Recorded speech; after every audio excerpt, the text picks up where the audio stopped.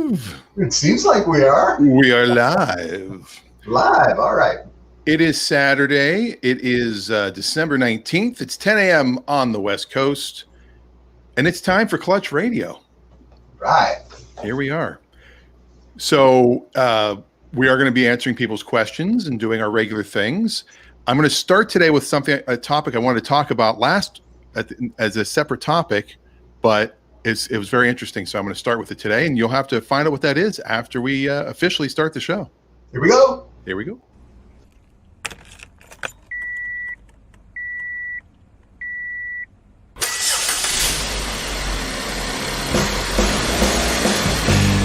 And now, Clutch Radio with Raffi and Dan. Here's Dan Rosenberg and Raffi Manassian. And here we are. Look at that. Look at us. We are here. I am standing. You know, I used to do some of my radio shows standing up, and it's a totally different feeling when you're standing. I got one of those movable desks. Oh yeah. If I can't last for an hour, all of a sudden I'm going to probably just start coming. We'll start adjusting during the show. Well, you should be used to it because you do stand up. So technically. Well, it's been a while since I've actually done stand up because quarantine. I like your hat, by the way. Thank you. It's my history is cool hat. Oh, that's Lincoln. That's Lincoln wearing the Biden shades. There you go. All right. History is cool. It's from lahomestead.com. Not a sponsor, but they gave me the hat. lahomestead.com. Yeah, it's a friend's company. They're selling some swag, some cool stuff. All right. Yeah, so I'll give a plug. It's a nice hat. Yeah, I like it. Get a lot more comments than my Adidas hat, and Adidas didn't even give me the hat. I had to buy it. So welcome to the show. We talk about everything cars today, as we always do. Buying, selling, trading, leasing, credit, whatever. At any time, you can post right in the comment section, and we'll try to answer your questions and talk to you and all that fun stuff. I mentioned last week that, Rafi's got to go get something. I mentioned last week that instead of doing gas prices, because really, who cares? And it's always Missouri, that we would do something about Bring a Trailer. Oh, right. And there was such an interesting auction happening on Bring a Trailer this week that I wanted to make this kind of topic, and that is movie prop cars. Oh, okay. Sure. And the value of a movie prop car. Now, I built a movie prop car. It wasn't a real one. When I had my DeLorean, I decided to go find a 1985 Toyota pickup truck. And the Toyota pickup truck from the movie, the original one from the first movie, was in 85, happens to be a rare vehicle in and of itself. Because it's the 1985 4x4 Toyota Hilux, as some call it. Oh. It was the only year that they made the solid front axle, electronic fuel injection 4x4. You can only get it in 85. It was independent suspension in 86, even though the 86 truck looks exactly the same. So I found one, and ironically, I found it a mile from my house. I did a national search trying to find this, and I rebuilt it. And I didn't personally do it. I had some other company do it, but they painted it black, and they made it look like the Back to the Future pickup truck. So you Marty McFly'd it. I Marty McFly'd it. I said, check out that 4x4. And I should have grabbed a picture of it and put it up, but I forgot to do that. Anyway, and if you're listening to the podcast, you can't see the picture anyway. So I got to know some guys in Connecticut through Facebook that have the original truck from the second and third movie, because the first movie, they have no idea what happened to the truck. The second movie was actually in 86, because they had to just go out. They had no plans on doing another movie when they originally did the first one. So they went out, they found the 86 was in Mexico.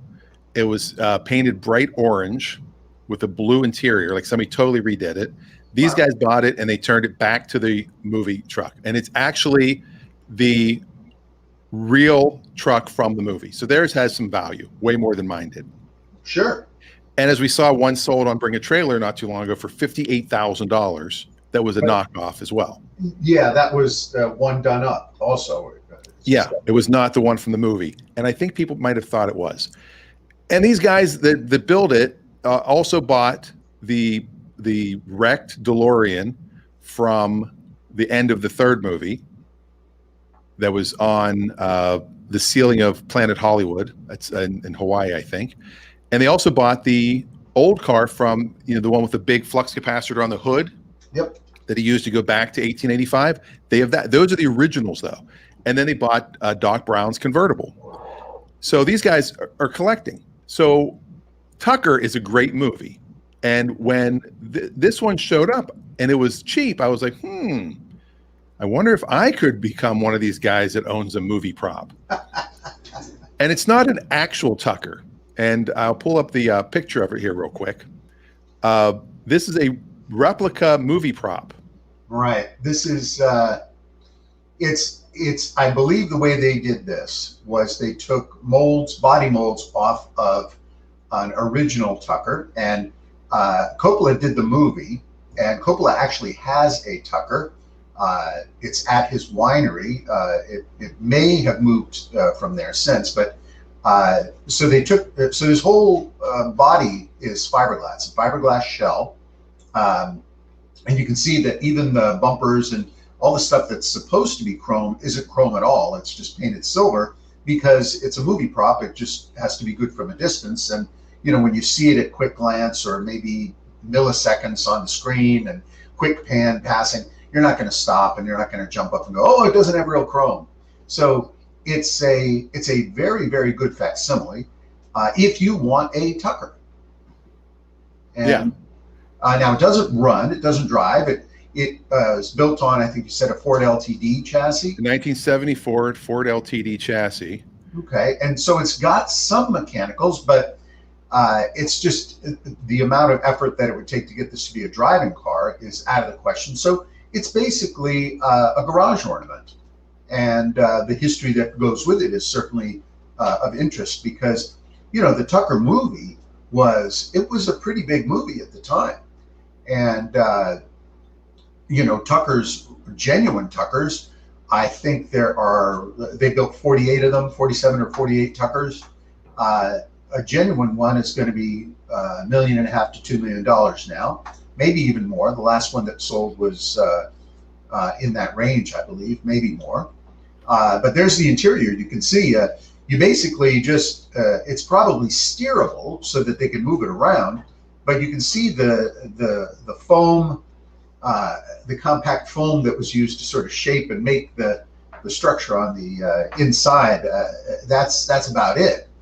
It's really just nothing more than like when we build cars in a studio to test out concept ideas. We might shape it out of clay, or we might use structural foam to carve out the shapes that we want. Even when we do concept cars with inner fender stuff, it's very quickly constructed so that we can test out the ideas and see how it looks in full scale. So in this case, kind of the same thing. They built it on a sled and made a movie prop so that they had a physical car that could be in scenes. And yeah, they made 4 of them for the movie, and it was donated to the where is that? Oh, Splendid, which is Michigan, right? Yeah, it's by Frank and Sharon Tucker of Grand Rapids, Michigan, and I believe that is Tucker's grandson. And now it's for sale. Now, what's the bidding on it? Oh, it's sold. Oh, it's sold. Oh, yeah. Oh, so you didn't see it. So good. What do you think it went for? This will be our fun stump Raffi. Look, the actual car itself might be 20 grand, 20, 22, something like that. That's my opinion. But the provenance for something like this it's a pretty big deal, and it is a Tucker. So the association here, I think, would be pretty high. I'm going to say that somebody might have paid, I'll say $38,000. You're saying $38,000. Yeah. What if I told you? I'm going to write it in here. I'm glad you didn't see it because I was in shock. I was in total shock. Are you ready? Yes. Oh my goodness! It went for $100,000. That is very surprising. Yeah, somebody had a little too much to drink, and went a little crazy, I think, on the bidding. It was at $16,000 with less than a day to go. Now, when did that bid just ratchet up, or did it just all of a sudden boom $100,000? Let me take a look here at the. Because if that bid just came out of nowhere, that would be no. It was ratcheting up quite a bit. Mm.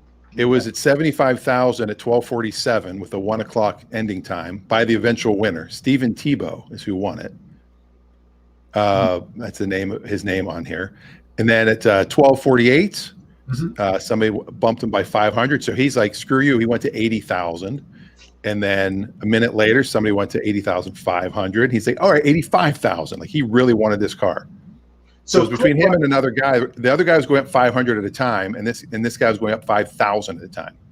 So click on Tebow's name and see what else he's bought. This is the only thing he's bought on here. And how many thumbs up does he have? 0. He just joined. So he just joined. He joined to buy this car. So he joined just to buy this car. So he's either got some plans for it, and he could have bought it as a business expense. It could be something he's going to use for promotion.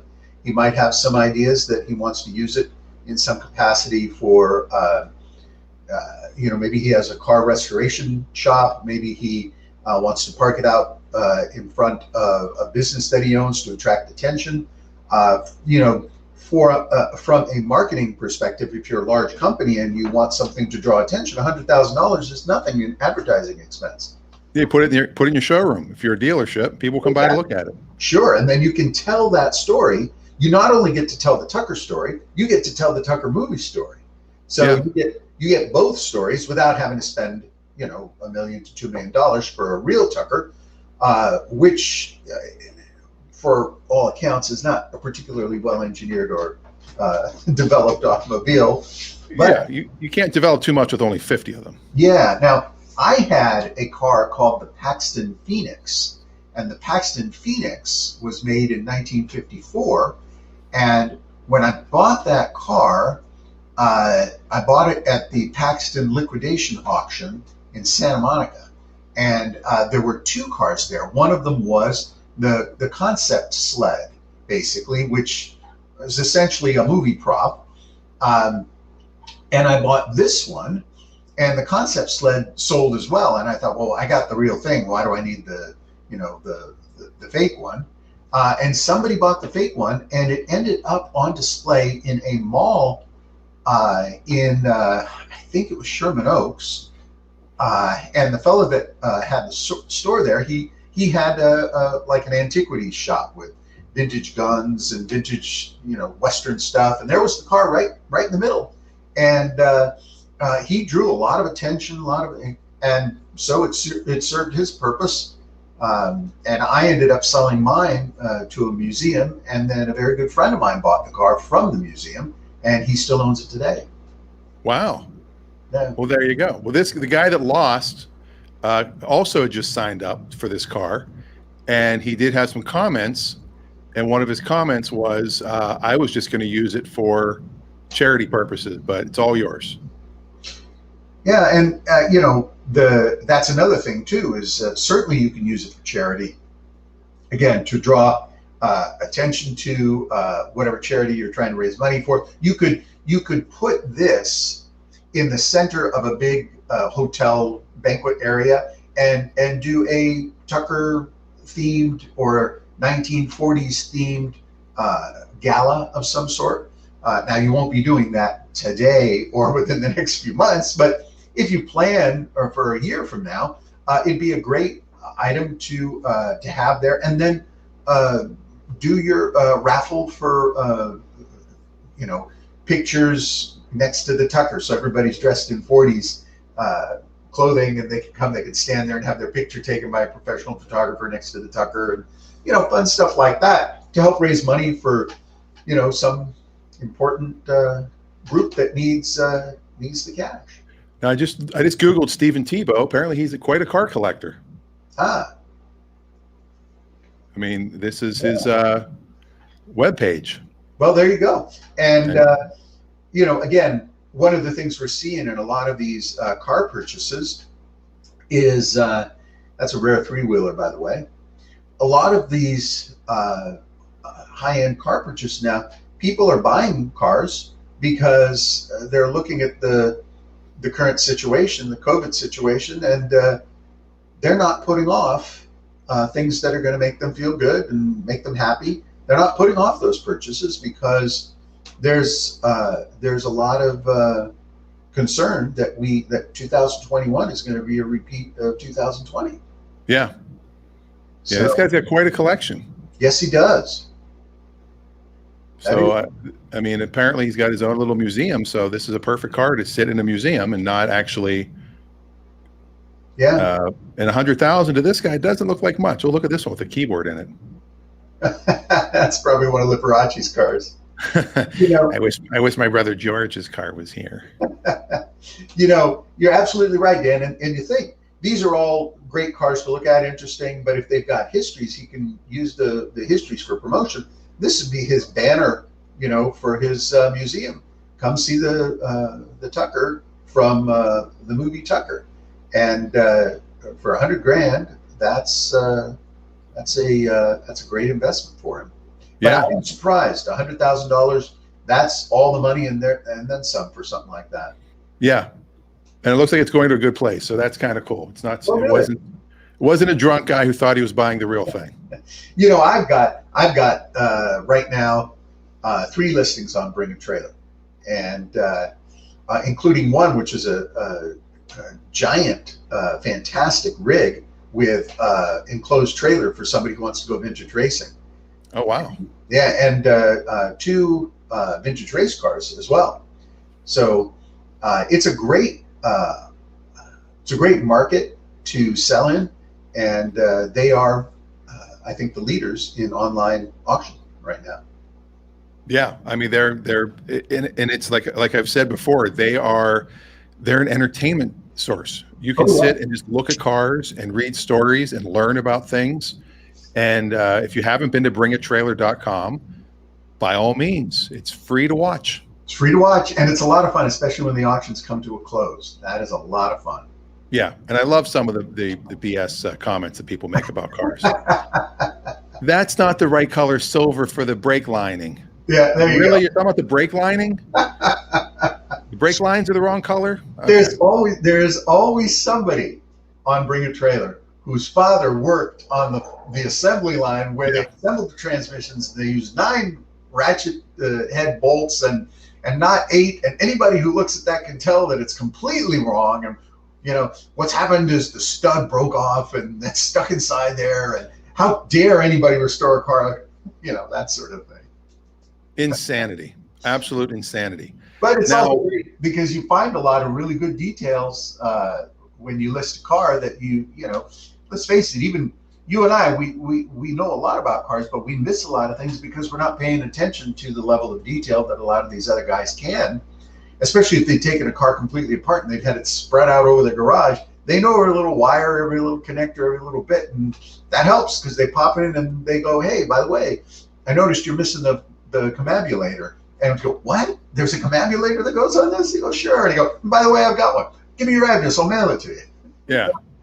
So And that's nice. It is also amazing that you get, you know, you do your old school each week, and every time you mention a vehicle that I'm not familiar with, I learn because I start looking at it because you know I'm still trying to find something classic and old to be my project. Sure. And I've been trying to find a 1970 that was built in August of 1970, like I was, but actually I was technically built in November of '69. If you really want to, yeah. Over that, it was a 9-month process for the. You want the factory launch into the build start date, or the actual exit dealership? Yeah, actually, when you leave the factory, when you actually drive off the factory, August 28th would be when, you know, it's hard to find a car that left the factory August 28th because August is usually when they retool and get ready for the new model year. Technically, I'm a 71 model. Technically, you are because you're a late 70. Yeah, so or 70 and a half, if depending on the vehicle. Like the Camaro. Yeah, and I may have an update about a vehicle that I actually bid on a vehicle that I might win. So I might have one by next week. Now, next week's show is on the 26th. Ah, that's right. Now, what I'd like to do for next week's show is our year-end finale. Oh, okay. So during the week, we're going to come up with car of the year, truck of the year, electric vehicle of the year. We're going to come up with the Clutch Awards. The Clutch Awards. Oh, that means I got homework. Yes, we have to put on tuxedos. We're going to call it the Clutchies. Next week will be the Clutchies, and the Homoculator will be the official. The trophy's called the Homoculator. Nice. Jake just brought that up. Don't forget your Homoculator. And Jake's truck, by the way, is going to be up on Bring a Trailer soon, correct? Should be within a week or so. In fact, it may even come up this weekend. So we'll see how it goes. Yeah, so you may have 4 vehicles on Bring a Trailer at once. There could be a 5th as well. Oh my God, you're a busy man. I'm very busy. I'm glad we get to spend an hour with you every Saturday. If not, I don't know what we would do. So the other thing I want to talk about today is that I did not watch either of our movies. What? We're supposed to review the movie. I know. I have another movie show on Mondays, and we did that I totally blitzkrieged on it. So I could fake it, or I could be honest and say next week we're going to talk about the 2 Italian Job movies as our year-end special. I think that's probably a better way. Unless you watched it and you've got a bunch of insight, then maybe I don't want to waste. No, we can move on. I don't want to shove you out of it. We can. We'll do it next week. I feel horrible that I totally. How many movie shows can I do? I mean, what am I, Siskel? Am I Ebert? Who am I? May they rest in peace. But if you have any car questions at all, buying, selling, trading, leasing, collecting, credit questions, we can help with that. Those are the things we like to answer. If you've got a weird noise, by all means, let us know the noise, and we will try to homoculate it for you. Yes. And I forget if it's a right or left homoculator that's the more important one. Some cars have dual homoculators. Oh, I was not aware. You can get I'll write a thesis on the history of the homoculator and how the certain cars, the V12 engines will have dual homoculators because. V12, you got to have it. Sure, the capacity. Most homoculators are going to have capacity for just up to 6 cylinders. A single homoculator can do 8 cylinders, certainly, but. You need now, has anybody done a quad homoculator? Would that be a quamoculator, maybe? No, that's a quadroculator is what. A quadroculator. And those are only for, they use them on speedboats where they have dual engines. So those would have quadroculators. You know what's funny is people are tuning in right now going, what the hell are they talking about? Start Googling. The marine application of the quadroculator. Yeah. Yes. Those are, of course, liquid cooled. Quadroculator. How could they not be? You can't air cool a hydroculator. Not that I know of. But if you do have any questions about anything, you can put it into the comments. We'll be glad to answer your questions. If you're new to the show, Raffi is a designer, a car expert, a judge. Yes. An appraiser. Mm-hmm. He's done it all. I've been in the retail business and the wholesale side. I've done that stuff. I've bought and sold. Personally, I think I'm at 42 or 43 cars that I've owned. Wow. You've owned that many at one time. Yes. But I'll catch up somehow. But yeah, so we're here to answer your questions each and every Saturday morning. We're live on Facebook, on Twitter, and on YouTube. Although Twitter's going to stop doing live streaming soon. Oh. Yeah. Michelle has a homoculator, which is, I had no idea. Good job, Michelle. What year is your homoculator, Michelle? I'm curious. Depends on what vehicle it's in. Right, because they don't match the vehicle year. That's what's weird. Like you could have a 94 car, but have an 83 homoculator. It's so odd how. Yep. But you can never have a 94 car and a 98 homoculator. They don't reverse engineer. They only forward engineer. And most people, they're very complex. So it's very unusual that people will have to change them. They don't change them out. They're very expensive, but they have great longevity. They last essentially the life of the vehicle. And they're also really, what we should do, Dan, is on April 1st next year, we should do an entire entire show dedicated to the history of the Hemoculator, because that would be, I think, really important. I think the first one goes back to 1917, 18, when the Dodge brothers. I'm sorry? Was it the Dodge brothers? Very good. They actually, and in fact, there was a dispute over whether Ford or Dodge had developed it. So it wasn't used for years in a car because the intellectual property was caught up in the courts. This is almost like that Sterling Moss. stuck on your engine. You're going to have to design a Hemoculator into drawings and have some drawings for them. I'll have some technical drawings for it. All right. So April 1st, remember that, the Hemoculator. The story. We will do yes, that will be the history of the Hemoculator coming April 1st to Clutch Radio. April 1st. And next week are the Clutchies. You don't want to miss the Clutchies, the annual award show of the top cars all over the place. Well, we should get down to business. I did get a question during the week from a friend of mine that asked me, at what point does a new car no longer become a new car? And I thought this was a really good question because he was looking to buy a new car. He said, I want to get a new car, and it's the end of the year, 2020. So 2021s are obviously out. They've been promoting and for, I guess, a couple months now. And so he's been looking around, and he's been finding 2020s that are still on the lot and have, maybe test miles, let's say. And for all intents and purposes, they're brand new cars. So he said, am I going to have difficulty with financing if I buy a 2020 car that is technically not a new car? Will I still be able to get new car financing? I thought that was a great question. That is a good question. I'm going to pass it over to you because I know you have a lot more familiarity with this, and I did not have the answer. You could actually buy a 2018 that is still a new car. If the car has not been titled, it still has an MSO, Manufacturer's Statement of Origin, which looks like a title. It is technically a new car. Now, if the dealer put it into its rental fleet, they usually register it for that because they have to put plates on it. So now it's a demo. Finance companies are different about it, though, because normally they will finance it, but they'll only finance the amount of what a used car is worth. So the factory might not offer, the 0% or the 1.9 or the 0.9, but technically, when you are the first owner, it is still a new car. Now, a new car becomes a used car the second you drive it off the lot. So nobody drives a new car. Everybody's driving a used car. Everybody. And that's a lot of used car companies, that was the big selling point of having a used car lot is, hey, everyone's driving a used car, which is true.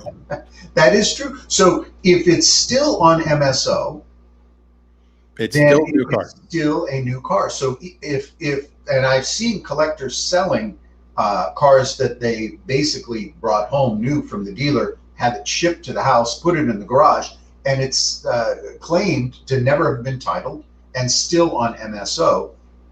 We see those 90-something. Yeah, typically the dealer has to take the manufacturer statement of origin and turn it into something when they sell it to the customer, because only a dealer can have an ownership document like that, from my understanding. Now, my neighbor up the street, who was John DeLorean's lawyer, who has a DeLorean, up until a few years ago, he was on an MSO because his law firm, after the big lawsuit, got 3 DeLoreans as part of their payment, and he got one of them, and he never registered or titled it. So it has like 900 miles on it, and he was driving on an MSO for years. He finally did license and title it, so now he's the official one-owner car. But that was a weird situation where the company didn't exist anymore at that point. Yeah.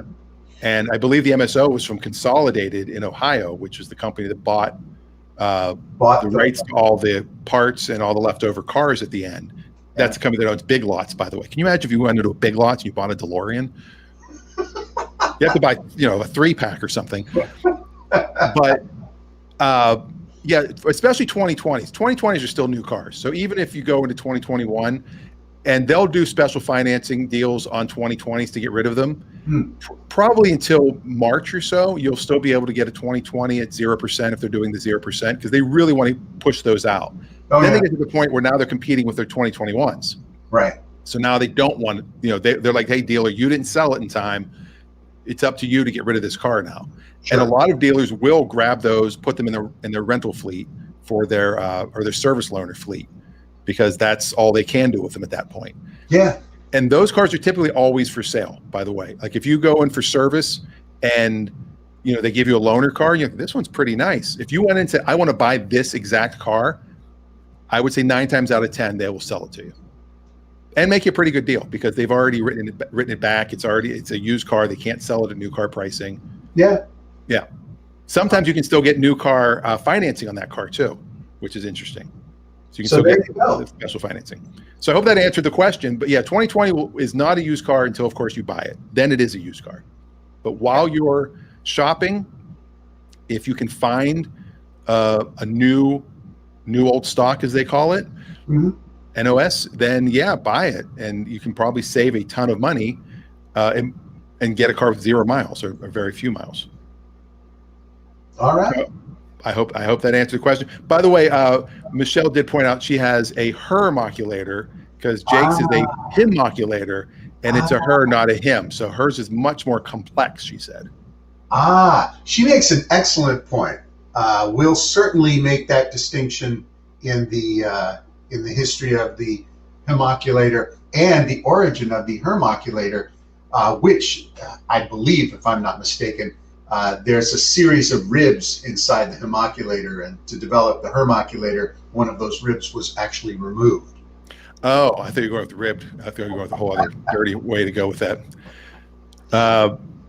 And we will discuss everything. So coming up in April, we're now planning way ahead. Yes. In April. And in January, season 4 begins. So we'll call it season 4. Yes, the origins of. Now, speaking of old cars and origins, I think we might as well go old school. There we go. I always learn so much when we go old school with Raffi. All right, today we're going old school, and for those of you who are young, this may not be so old. So, and what's really interesting about this car is, if I was to tell you to name the most popular sports car ever built, what would you pick? Popular by means of total production, total sales, worldwide sales, not just domestic sales. What would you pick? I would probably say the Mustang.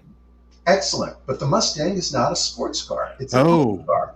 True, it's a pony car. That is a good answer. That is a good answer. Then I would probably say a 280Z or 240Z. You are close, because the 240Z was a very, very popular vehicle. Sales were quite high, but the all-time winner. It was a Datsun, then it was a Nissan.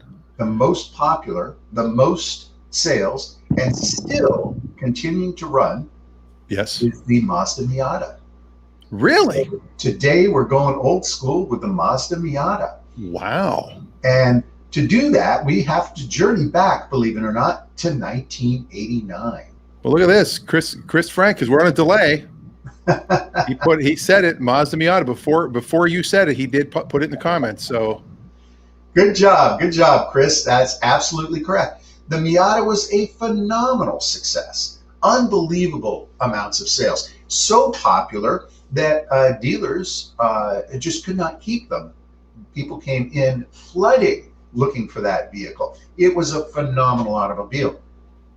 The two principal designers, Tom Matano and Mark Jordan being the son of Chuck Jordan, who was the VP of design at General Motors, which is kind of interesting. So Jordan and Matano designed and developed the car based on the Little Lotus Elan. And if you look at the two cars together, you can see the comparison is really quite profound. And they surmised that a small two-seater sports car with very, very basic trim and amenities would sell very, very well. And boy, were they right. So they tried to keep the look of the Little Lotus with the pop-up headlamps and the sort of grounded exterior body design. And what happened was these cars were not only popular, but they were enormously reliable. So here they were in these bright colors, reds, blues, yellows, and people were using them as regular daily cars. And so not only did the Mazda Miata completely redefine the sports car, but it became the type of vehicle that you could use on a regular basis and enjoy at a very low price point. This is the current one. So you can see that they're still building the Mazda Miata with still the same basic idea, although the newer ones have become much more expensive compared to the original ones. Now, we're going old school on it, and that's because today you can get a very, very nice Mazda Miata for anywhere between $5,000 and $10,000. And these are cars that are sporty, they're fun, they're easy to work on if you like to tinker with the cars yourselves. They are completely serviceable at pretty much any neighborhood garage station. You do not need to be a specialist to work on a Miata. Brakes are inexpensive. You can do a full brake job on a Miata for about $1,000. Tires are small and inexpensive unless you're getting specific race type tires. Pretty much every component of the interior can be redone very, very easily.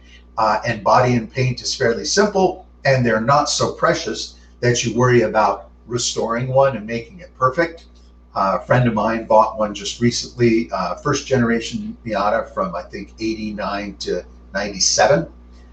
Those tend to be the ones that are the most sought after, and very, very nice condition with the hardtop, just like this white one.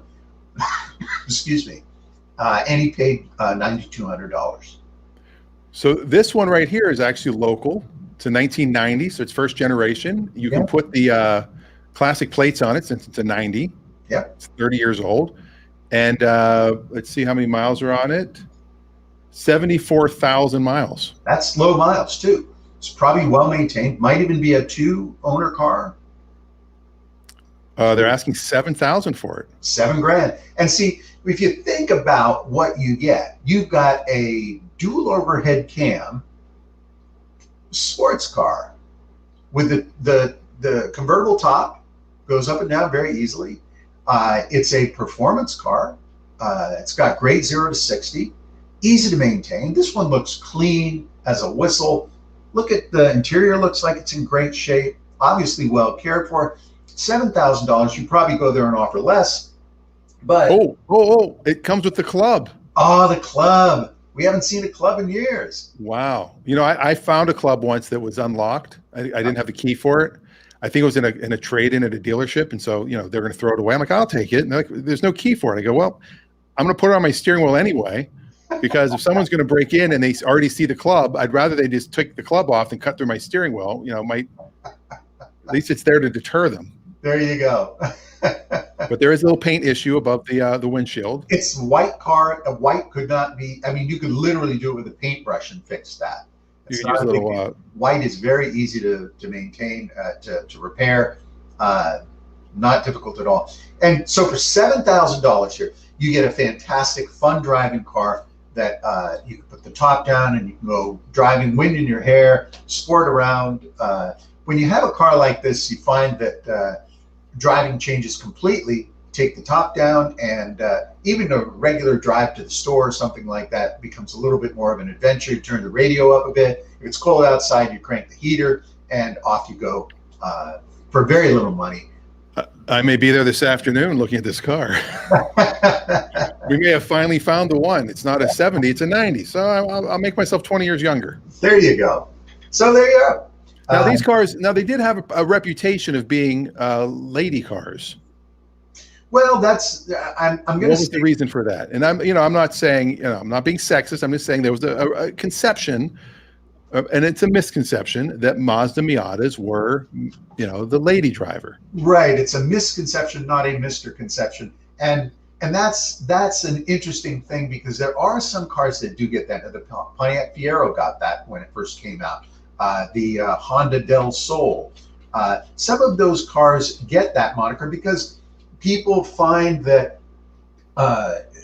for some reason, they say, when women show a particular affinity for something, that is not necessarily intended for them, it all of a sudden somehow diminishes it. I think it's an absolutely ridiculous thing. But you're right. People have said that, and it is not true at all. This is a car that, if you wanted to, you can improve the performance. You can literally add another 25-30% to the horsepower. You can drop on a supercharger. You can widen the wheels and tires.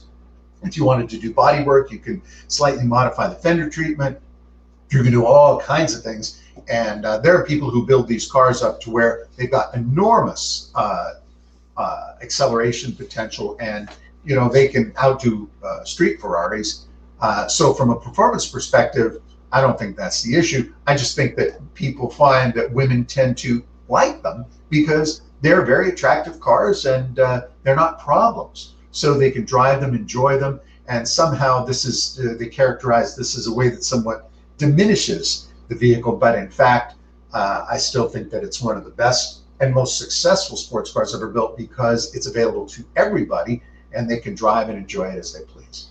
And our friend Richard Malzahn, he owns one that it's just a track car for his, no windshield, and right. I don't think he's modified that at all. It's all stock. It's a stock car. There's some modifications to it so that he can take it racing. Right. Safety modifications. Yeah. Roll bar. Probably has a halon system of some sort, and ignition cut, those sorts of things. Wider wheels and tires. But it's a performance track car, and that's a car that'll do 100 miles an hour. I got news for you: 100 miles an hour going around corners on a racetrack. That's all a business. That's as much as you'd want to do. Unless you start to go like this. Yep. Yeah. Well, that is a very interesting old school, and that is old school. I mean, 1989 is 31 years ago. It's hard to believe, but and that 90 that's available locally, that's you can put your plates on that and register it once, never register it again. Just drive it. Yep. Drive it when it's not raining.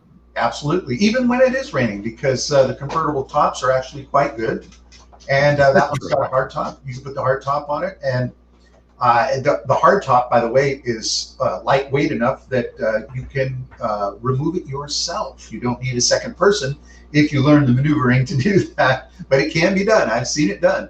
So, well, there you go. That is this week's old school. And yeah, when you go back 30 years, that is old school. That is old school. I mean, you don't think about it, but it is. Well, if you think about it, in the 1990s, a 60s car was old school. So we got to do the same now. They just keep getting older. Yeah, and we're not.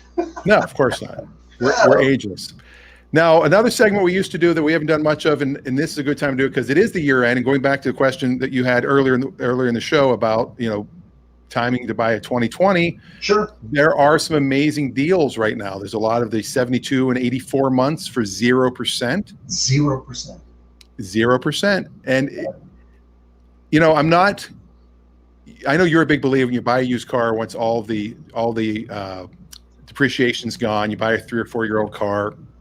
Maybe buy certified, whatever. But sometimes 0% and there's a big rebate. You can get a much newer, obviously brand new car for almost the same or a lower payment if you're a payment buyer, which a lot of people are, than a used car. So you might go to a dealership and for $400 a month, you can get a brand new car, or you can get a 3-year-old car and you're also paying $400 a month. Now you're paying that $400 for 84 months versus 48 months. You're just switching the 8 and the 4, and you may be paying 0% versus 4.9%. So you have to weigh it out at the end. What am I really paying? What's this car going to be worth? Am I going to have any maintenance issues on a new car in the next 5 years? Probably not. In a 3-year-old car in the next 5 years? Yeah, because now you're going to have an 8-year-old car. You're going to have some maintenance issues. So there is a lot of weighing in. Yeah, that's right. Weighing in to do. Now, BMW actually has a couple of big ones. They've got 4,000 cash back on their X3. Mm-hmm. And most of these expire 1/4/21. They always end on the Monday after New Year's usually. Cadillac XT6, 0% for 72 months plus $2,500 cash back. That's a pretty good one. Sure. If you're looking for a Chrysler Pacifica hybrid, if you need a minivan, they're doing some ridiculous 0% for 72 months. They're also doing up to 80. Well, let's see. It depends on where you are in the country. They're doing between 57.50 and 82.50 cash back. Wow. Wow. That's a lot of money back. And, I think a great deal of it with the Pacifica, believe it or not, you can get close to 40 grand on that. And I believe the hybrid might even be a little bit more than that. But I don't know if there are any rebates remaining. Oh, it's hybrid, right? This is the hybrid model. It's MSR is from 40 to 46. Yeah. Cashback is up to 82.50. Let's see what it is in the Northwest. Northwest is 67.50. That's a lot of money, and for a minivan, the primary use for the minivan is going to be shuttling kids around. That's its primary use right now. And the idea that you would be shuttling your kids anywhere right now is certainly out of the mindset of most folks. But a purchase like that at this time, I think, says to the family, someday we will be shuttling you somewhere, kids. So stay tuned. So maybe there is some value in that from a marketing perspective to encourage that, eventually we'll get back to normal life. Yeah. But, and they probably, these were built and designed for a normal 2020, not the 2020 we were given. Exactly. But this one is 0% for 60 months plus 37.50 or just 67.50. So if you do the math, is that $3,000 in 0% in no finance charges? You have to weigh it out. If I can get my credit union give me 1.9, maybe I take the 67.50 and my net is less overall, even though I'm paying some interest. Sure. And like you said, if you're a payment buyer and that's the way you roll, that's great. I have tried to never have a car payment, but there's no such thing really, because even if you buy a car free and clear, the day it comes home, you're going to do something the next month. You're going to do something the next month. There's always some cost incurred, especially if you buy used. You have to do a little bit of work yourself, or fix up certain things, or so there are costs always with every vehicle. But with a new car, I think with car deals, you can do really well, especially by the end of the year, with rebates and 0%. My goodness, I don't know how much longer that's going to last. Although I just saw recently that home mortgages are 2.6% for a home mortgage. 2.6 for 30 years on a fixed rate. Ray Pepper, our dealer friend, used car dealer, of course, he's like, whoops, hold on a second, I hit the wrong button. Double that rebate, and that's what you lose the day you drive off the lot. It depends on the car, but yes, you are right, but you're not selling it the day you drive off the lot. There you go. You have to look at it that way. But to raise defense, everyone is driving a used car. And that's why used vehicles are such great values. What I tell people all the time, and you've heard this before, you got 40 grand to spend on a car, here's what we do. Go buy a $25,000 car and put the remaining 15 grand, put it in the bank. It's not going to earn a lot of money, but it's going to stay there. And if you're worried about maintenance, repairs, and services, you can use that 15 grand. It can increase in interest, or you can put that 15 grand in some kind of, I don't know, put it on a Schwab account and pick some standard stocks. And by the end of the 2 years that you will have kept that used car, I'm telling you, your stocks portfolio, if you picked properly, will be worth more than your vehicle, and you'll still have that money, and you can sell the used car if you really want to, and you'll be in much better shape than having lost the full 40. Yeah, cars are not an investment unless they're going up in value, because anything 15, 20 years and newer is going to keep dropping for a while. But you look at that Miata, that's going to go up. Yeah, that's right. That's Miata, an investment. As long as you keep that Miata running really well and keep it fresh, and maybe you put a little money in it to fix it up and that sort of stuff, it's never going to be $1,000 car. It's always going to be worth something more than that. Yeah. Now the 2020 Nissan Titan is probably the best deal going right now. Still. Yeah, 0% financing for 84 months plus $3,000 cash back. Wow. And the Titan that's a $50,000 truck, am I not mistaken? It goes between 36 and 58. Yeah. Well, and who's going to buy the $36,000 one? Right. if you're going to buy it, you're going to treat yourself to, no, I want the this, I want the that, I want the deluxe this, I want. No, it's amazing. They're doing the 2021 also 0 for 84 months with $1,000 cash back. It doesn't surprise me because look, Dan, how many of those trucks have they sold? I'll bet when the year-end sales are done, we should do the research to see how significantly volume dropped. But look, there's just no doubt. Car sales are down, new car sales are down, and you're going to get some great deals if you decide you want to buy a new car today. But I think that's going to continue into 2021. The pressure from the economic fallout over the past year is not going to be felt until deep into 2021. And I think you'll see that affect car sales. The opportunity for you to buy at a lower price will continue to improve buying new cars. Used cars, I think, are going to continue to hold steady because people will always be buying used cars, as Ray will attest. That's just something that there's always a larger market to sell used cars. And I also think that classic and vintage cars are going to continue to hold their value and probably increase over 2021 and 22. Yeah. And now Jacob has a very good question that we'll end the show on today. Okay. So somehow we're in the 50 plus minute mark already. And I have to be somewhere close to 11. I'll explain to you on my way there. I'll tell you what I'm doing. And next week's show could be very interesting if this goes down. But Jacob says thoughts on the resale of 2020, because 2020 did suck. Yes. And do you want to remember that every time somebody says, "Wait, what year's your car?" It's 2020. Oh, 2020. It's a COVID car.